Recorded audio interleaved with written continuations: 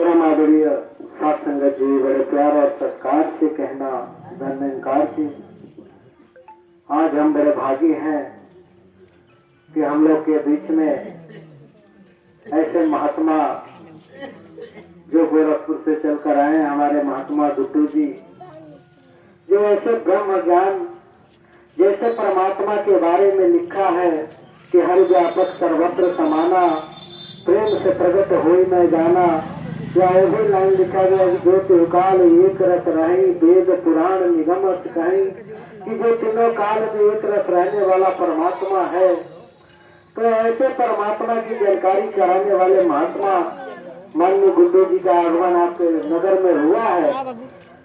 तो आप अपने अहंकार को त्याग के इनके चरणों में आकर ऐसे परमात्मा की जानकारी ले सकते हैं जिसके बारे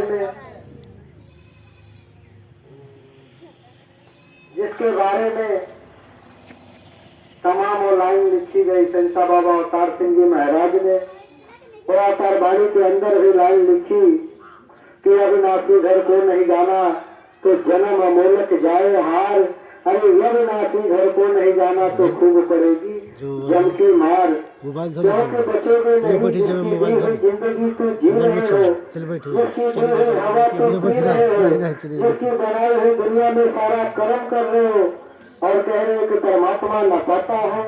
तो पशु नहीं समझ सकते, पक्षी नहीं समझ सकते।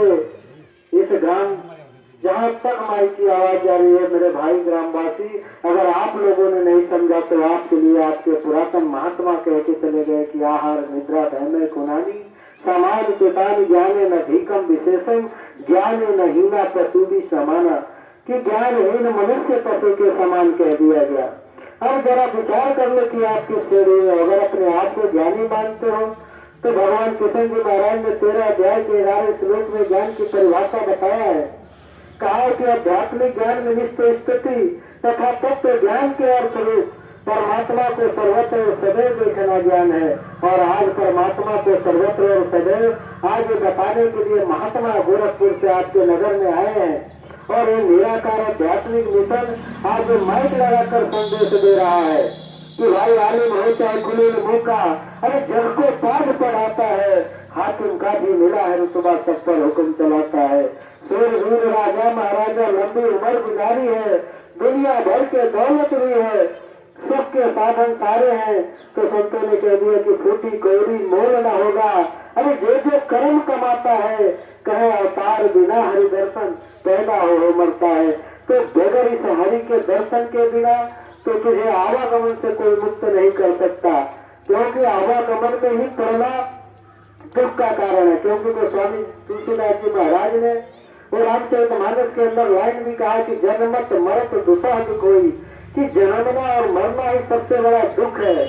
और इसी बात को हमने 84 लाख योनियों में कितने बार जन्म लिया, कितने बार मरे पैदा हुए, और इसी पीड़ा को देखते हुए परमात्मा ने कब कर करुणा नर देही दे तो इसको करुणा आ गई, दया आ गई, तब जाके मनुष्य का जीवन दे दिया। और मनुष्य का जीवन पाने के बाद, ये अमली जामा पाने के बाद, अगर भाई तू इस परमात्मा को नहीं जाना तो महात्माओं ने कहा कि मोटो कवन कुटिल खलकामी जिन तन दिए ताही विसराए ऐसो नमक हरामी, कि मेरे भाई नमक हरामी घोषित हो जाओगे।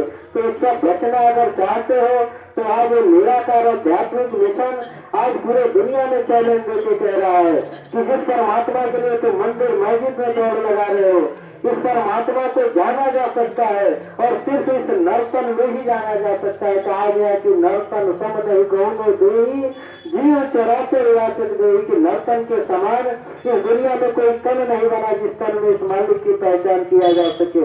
और आज हम लोग बड़े भागी हैं कि आपके नगर में, आपके ग्राम सभा में ऐसे महात्मा तत्ववेता महात्मा का भी आगमन हुआ है जो इस ब्रह्म इस परमात्मा से मेल करा सकते हैं। तो वह ज्यादा कुछ नहीं कहेगा, इन्हीं वाणियों से क्षमा चाहेगा। साथ मेरी प्यार से कहना